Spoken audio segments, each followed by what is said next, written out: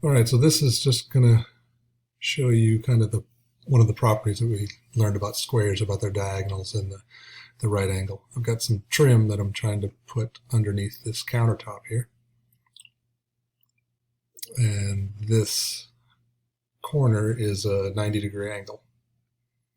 So I've got to cut this trim, these two pieces of trim, so that it'll fit. So a square, the angle in each corner is 90 degrees. And the diagonals of a square, since it is a rhombus, the diagonals bisect that angle. So if we have a 90-degree angle and we bisect it, what's each angle going to be? That's right. So we're going to take this miter saw here, and here's where the settings are for the angle that we're going to make our cut.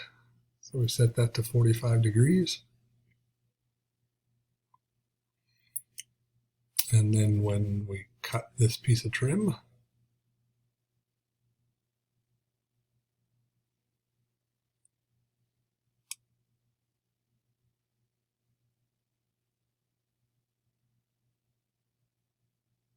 we're going to cut it at a 45-degree angle.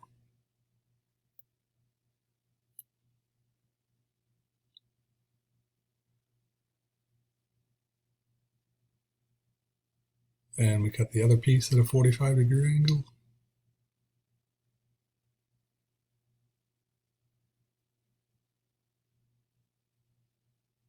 So when they join together, you get a right angle. So this is what it looks like when we nailed those pieces back in, or nailed them in. That's the joint right there. Each of these pieces were cut at a 45-degree angle, so they fit nice in that 90-degree angle when you put them together.